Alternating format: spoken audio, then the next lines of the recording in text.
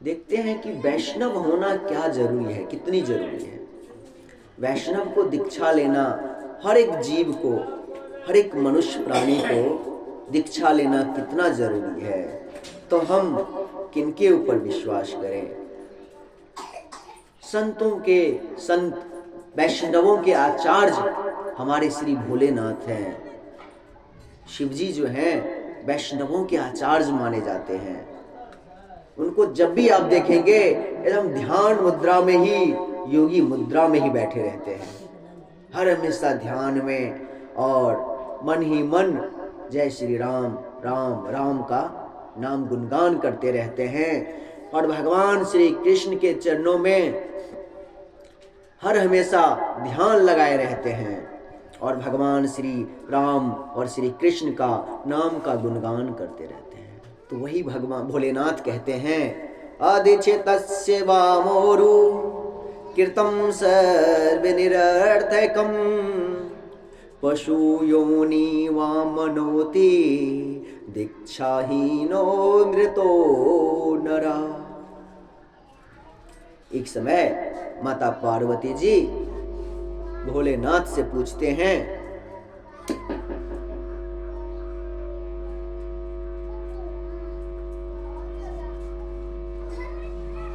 भोलेनाथ से राधे, एक समय में माता पार्वती जी भोलेनाथ से पूछते हैं, प्रभु मुझे ये बताइए, जो मनुष्य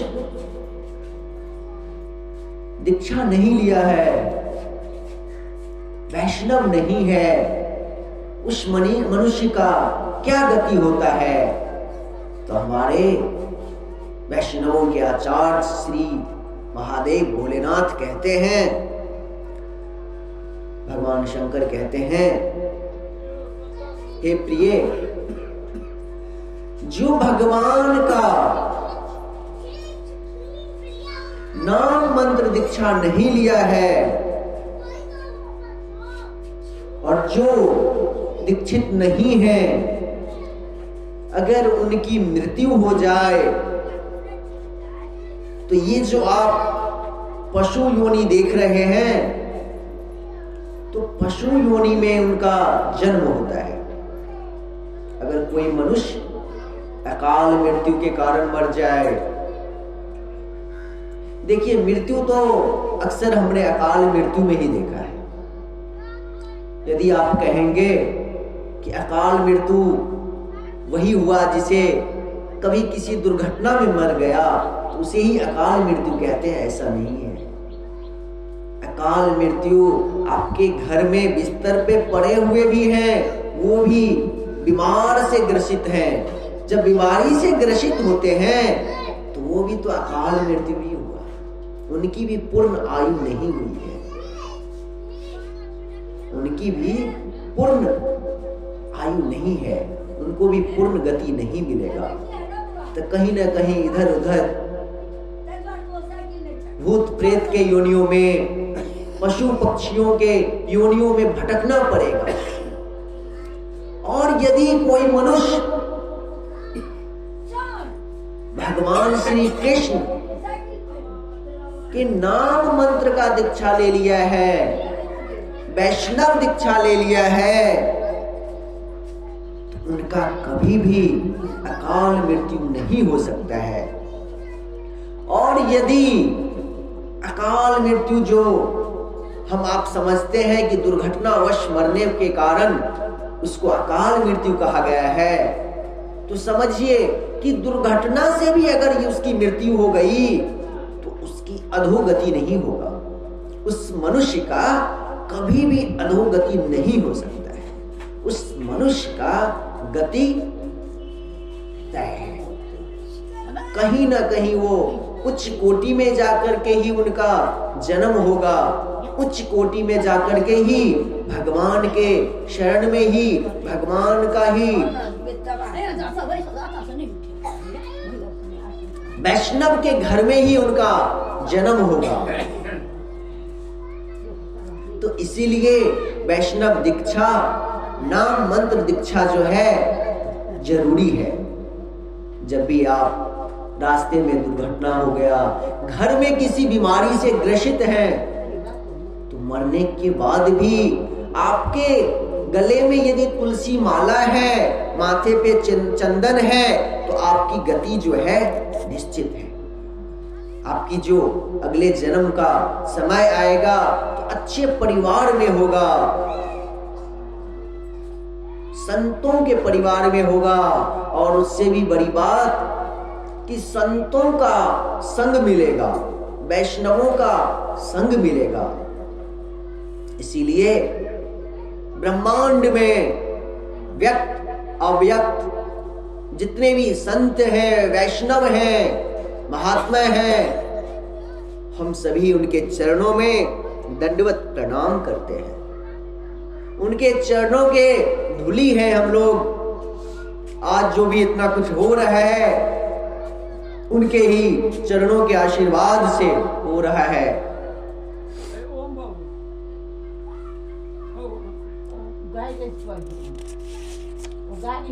तो हम सबको वैष्णव होना चाहिए, हम सबको वैष्णव दीक्षा लेना चाहिए। तो एक सुंदर सा दृष्टांत है।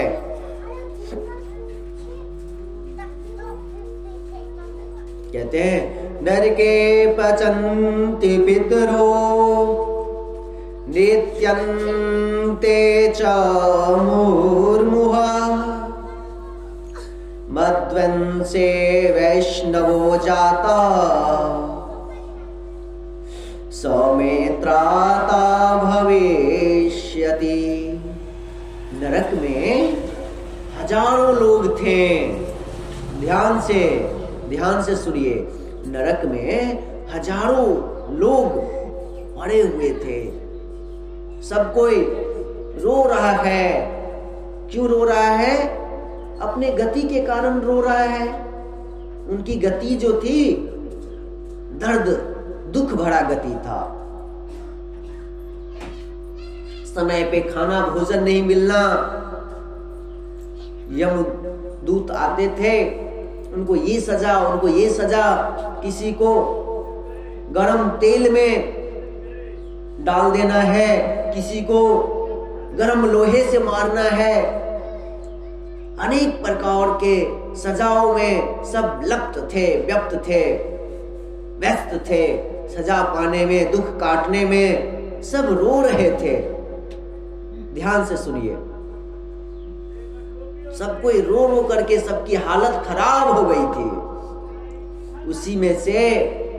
उसी नरकवासियों में से एक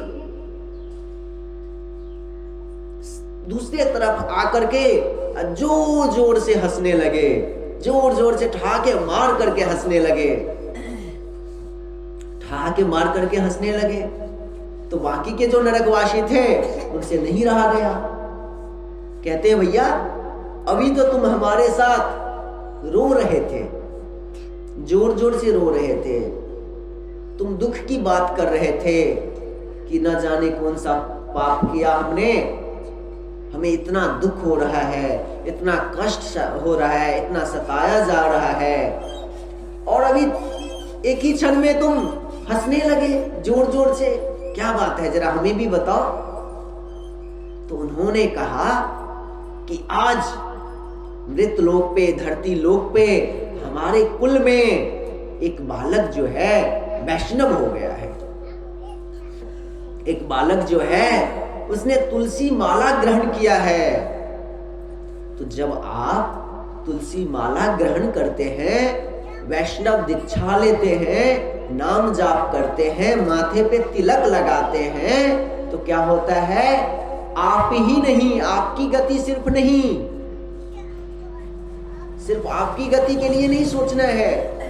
आपके जो पूर्वज, आपके जो पितर लोग हैं, कहीं इधर उधर भटक रहे हैं, तो समझिए उनका भी कल्याण होता है। नरसिंह भगवान जब प्रकट हुए थे तो श्री प्रहलाद जी से कई बार कहा। कहते हैं कि प्रहलाद जी मांगो मुझसे, क्या मांगते हो? उन्होंने नहीं मांगा। बार बार कहने पर भगवान नरसिंह बार बार कहते थे, मांगो जो भी तुम्हारे मन में है। तो प्रहलाद जी के मन में ऐसा आया कि जरूर कुछ हमारे मन के अंदर में छिपा हुआ है। वो तो भगवान है, नारायण है, वो तो सब जानते हैं, तो मेरे मन में कुछ छिपा हुआ है, इसके कारण भगवान मुझे बार बार कह रहे हैं कि कुछ मांगो, कुछ मांगो, कुछ मांगो।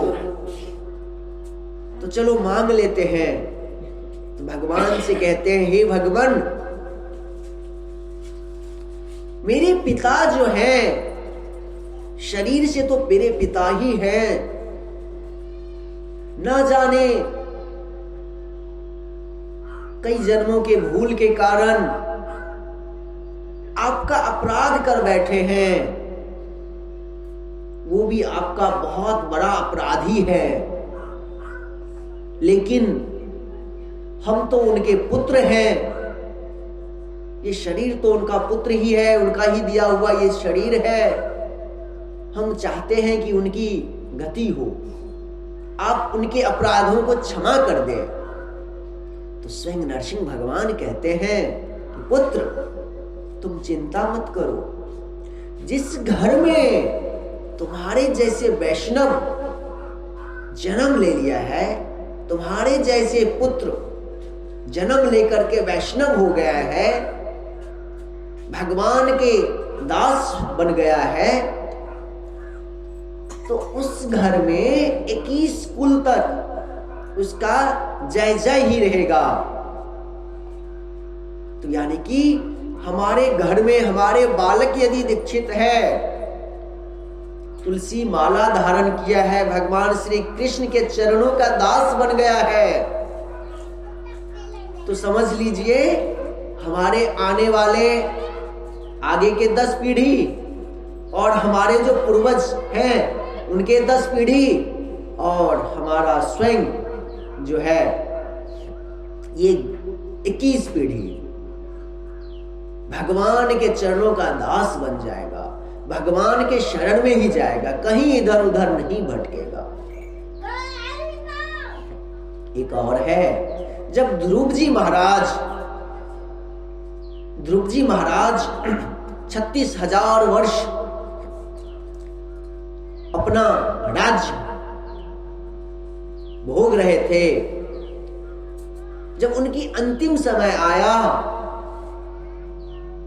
तो भगवान के पार्षदों के द्वारा लाया गया रथ पे जब वो सवार हो रहे थे, अपना चरण रख रहे थे, तो काल उनके चरणों के नीचे अपना मस्तक रख दिया और ध्रुव जी महाराज से प्रार्थना कर लिया, हे ध्रुव जी महाराज, मेरे में इतना शक्ति नहीं है कि मैं आपके पास आ सकूं।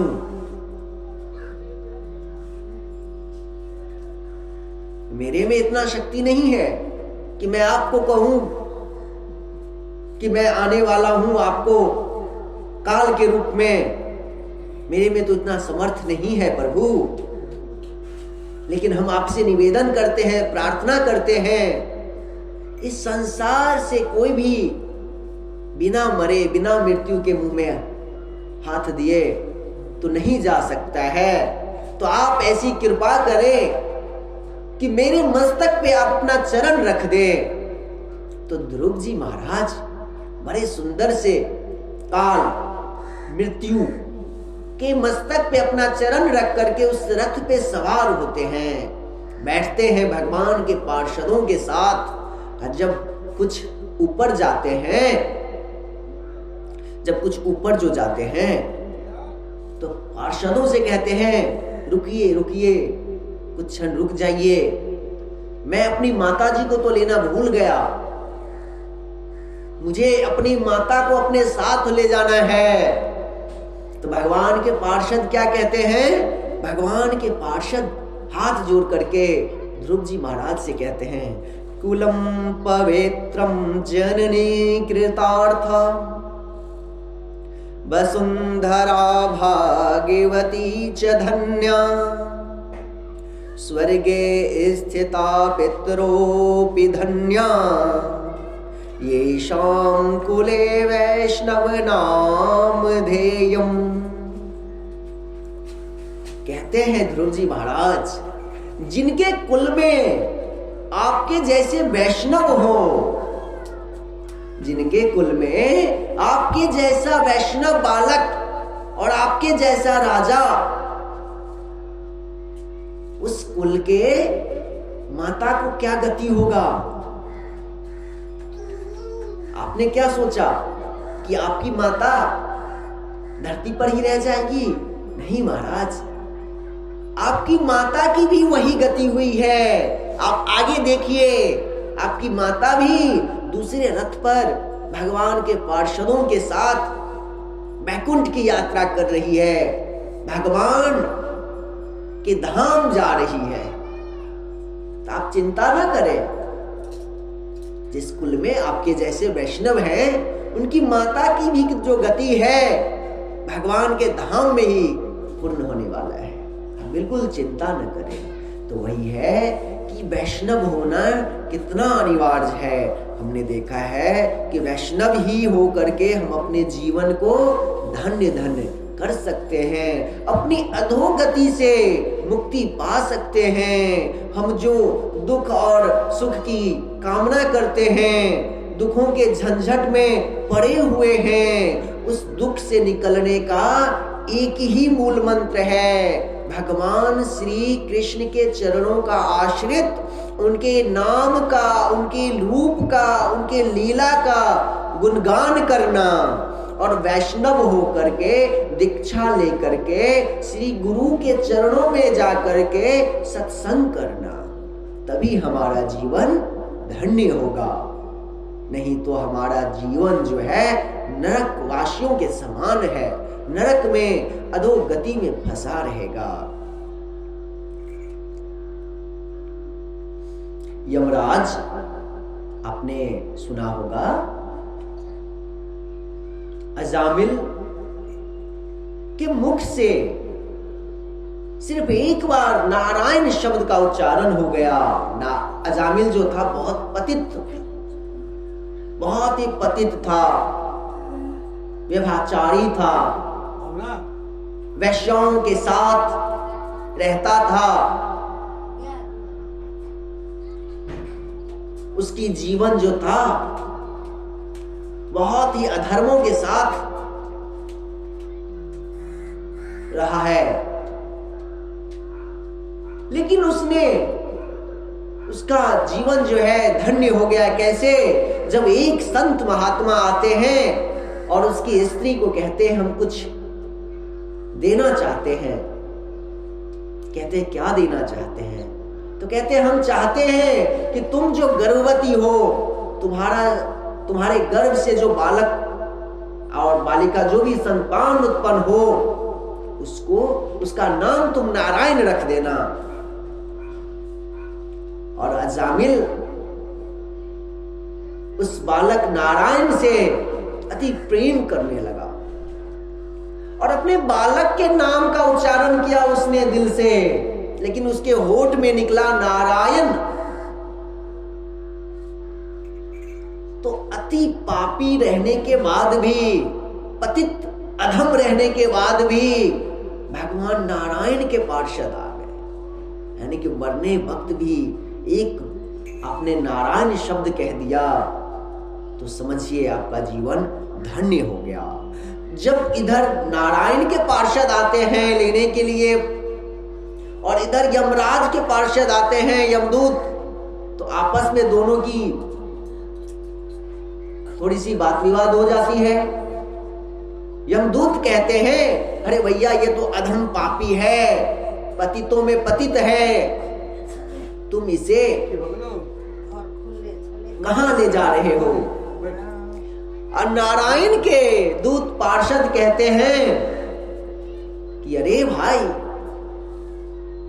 इन्होंने तो नारायण का नाम लिया है अंत समय में, तो तुम लोग कौन हो? तुम लोग कहां से आ गए हो?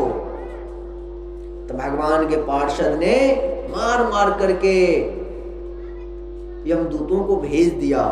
जब यमदूतों को भेज दिया तो यमदूत अपने यमराज के पास जाते हैं और उनके हाथ में जो चाबुक रस्सी रहता है पटक देते हैं।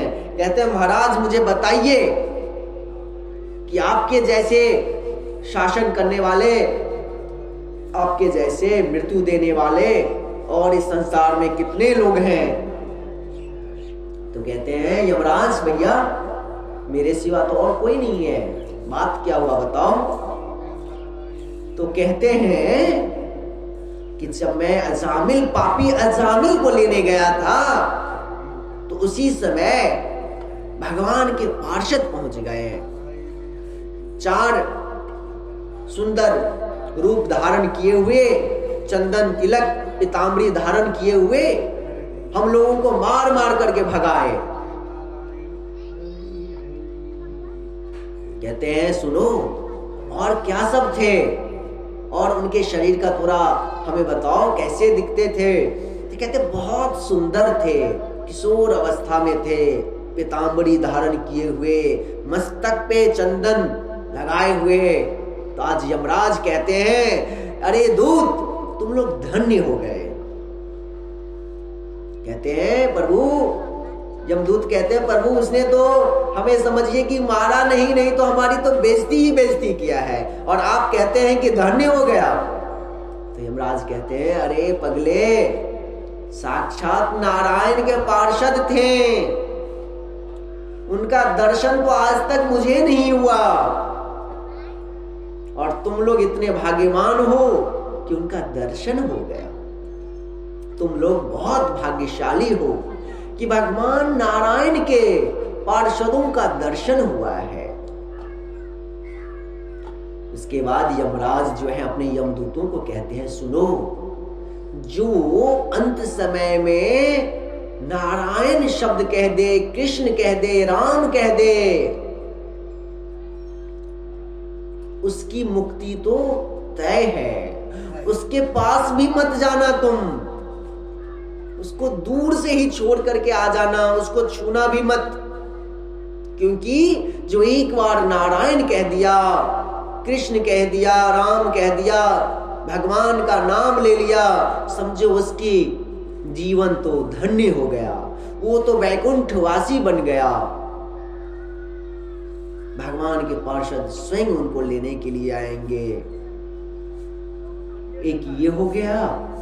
दूसरा, मृत्यु के समय किसी के गले में तुमने यदि तुलसी माला धारण किए हुए देख लिया तो उसके करीब भी मत जाना, उसके नजदीक भी मत जाना, उसको दूर से ही छोड़ देना, क्योंकि वो हमारे यहाँ आने वाले नहीं हैं, वो साक्षात नारायण पद प्राप्त करने वाले हैं, नारायण के धाम जाने वाले हैं। और तीसरा, यमदूत कहते हैं प्रभु और कुछ है क्या तो मुझे अभी अभी बता दीजिए, नहीं तो अभी मैं दोबारा नहीं जाऊंगा नारायण के पार्षदों से मार खाने के लिए। कहते एक और है। कहते हैं क्या है? तो कहते हैं दूता सिरणुते यद भाले गोपी चंदन लाक्षितम ज्वलदिंगवत सोपी दूरे त्याज्य प्रियतंत। कहते हैं यमराज कहते हैं यमदूतों से सुनो भैया, दूत सुनो, एक तो नारायण नाम, भगवान के नाम का कीर्तन उच्चारण कोई करता रहे उसके पास मत जाना। जो वैष्णव हो, तुलसी माला धारण किए हुए हैं, उसके पास भी मत जाना। और एक और है जिनके मस्तक पे गोपी चंदन है, भगवान के चरणों का छाप है, तिलक किया हुआ है, उसके करीब मत जाना, क्योंकि वो जो है भगवान के धाम जाने वाले हैं। भगवान के पार्षद उनके लिए रथ लेकर के आएंगे, रथ पर सवार होकर के वैकुंठ धाम जाएंगे, गोलोक धाम जाएंगे, नित्य निकुंज में प्रवेश करेंगे, वो नरक में नहीं आएंगे। तो इसीलिए हमें वैष्णव होना बहुत जरूरी है। वैष्णव हो गए, समझिए कि जीवन का सब प्रकार का दुख जो है समाप्त हो गया। जिस दिन हम वैष्णव होते हैं उसी दिन हमारा जीवन जो है एक नया जन्म लेता है, एक नया शरीर धारण करते हैं हम लोग, एक नया ज्ञान प्रकाश की ओर जाते हैं। इसीलिए हमें वैष्णव होना ही चाहिए। वैष्णव होने के बाद ही हमारा जीवन भक्ति में पूर्ण रूप से कटेगा। और आगे कहते हैं, ये जो आपने कहा कि तुलसी माला धारण है, तुलसी माला धारण किए हुए को दूर ही छोड़ देना, वो क्या है, जरा उसके बारे में भी बताइए हमें। तो कहते हैं, तुलसी मालाया युक्तो यस्तु प्रणाम विमोचति यमापि नक्षेक्तुम शक्ता युक्त पाप शतैरपि।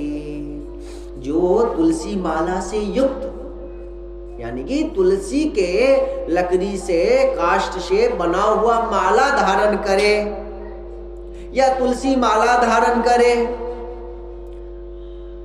और यदि प्राण त्याग दे तो यमदूत उसे देखना भी नहीं, यमदूत कभी नहीं देखता है, यमराज कभी नहीं देखता है। इसीलिए तुलसी माला हमें धारण करना चाहिए और तुलसी में नित्य जल देना चाहिए, तुलसी में नित्य जल देना चाहिए।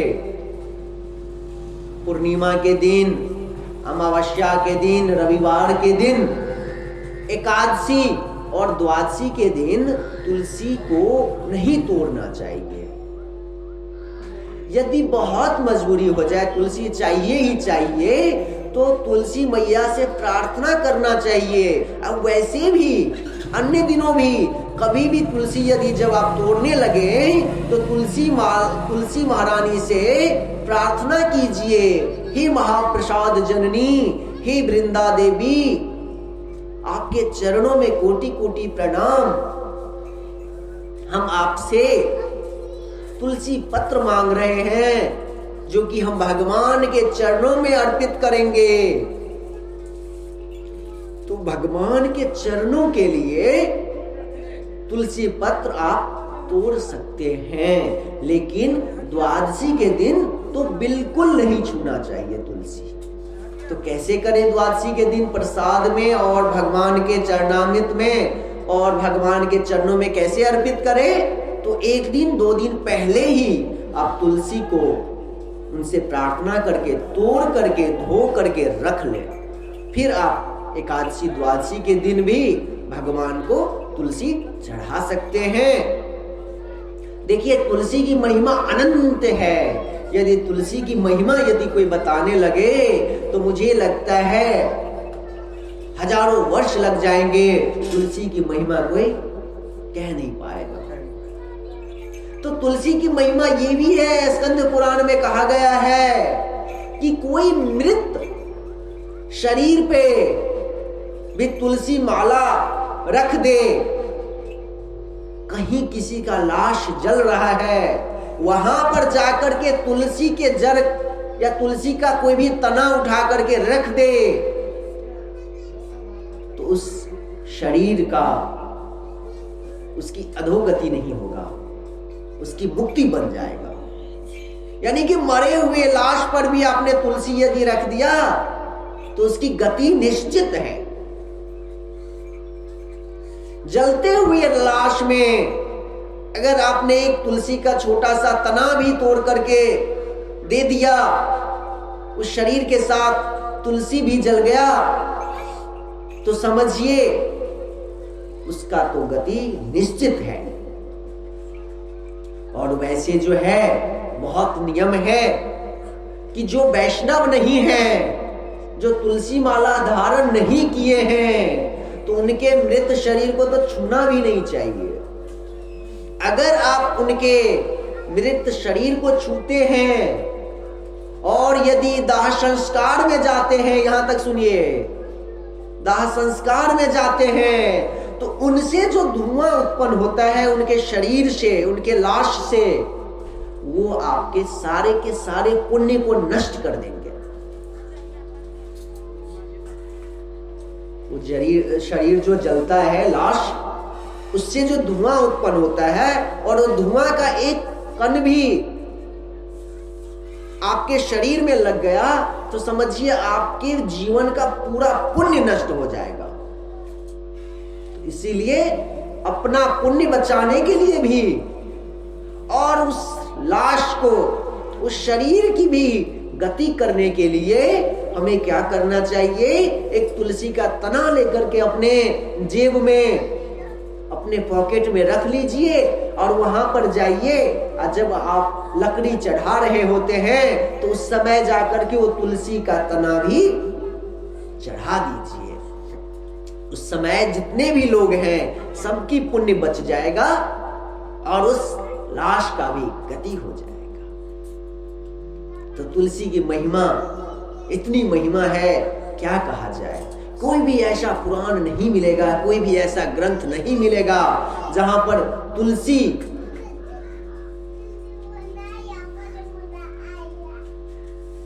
माता की महिमा का गायन नहीं किया हो। कोई भी ऐसा ग्रंथ नहीं है। हर ग्रंथ में, समझिए हर प्रकार के ग्रंथ में तुलसी का, गंगा यमुना का, गाय का और ब्राह्मण का, तुलसी, गंगा, ब्राह्मण और गाय, ये चारों का महिमा तो निश्चित रूप से होता है। यदि इस चारों का यदि महिमा नहीं है तो समझिए कि हम कोई किताब पढ़ रहे हैं, कोई महापुराण, कोई ग्रंथ नहीं पढ़ रहे हैं। तो जहां तक हो तुलसी की, गाय माता की, ब्राह्मण की, माता गंगा की हमें महिमा अवश्य सुननी चाहिए, अवश्य उनका महिमा श्रवण करना चाहिए और उनके चरणों का धूल जो है अपने मस्तक पर लगाना चाहिए। यहाँ तक है कि तुलसी माला, तुलसी जो मैया है, तुलसी मैया के जड़ से आप रोज प्रतिदिन उनका थोड़ा सा मिट्टी लेकर के, रज लेकर के अपने मस्तक पे लगा लीजिए। उससे भी आपकी जीवन जो है जय जय हो जाएगा। आप एक ना एक दिन जरूर वैकुंठ वासी बनेंगे, भगवान के धाम में ही आपका स्थान मिलेगा। बोलिए जय जय श्री राधे श्याम। तुलसी महारानी की जय, वैष्णव संतों की जय, वैष्णव जनों की जय, ब्राह्मण जनों की जय, गौ माता की जय। जय जय श्री राधे श्याम। निताय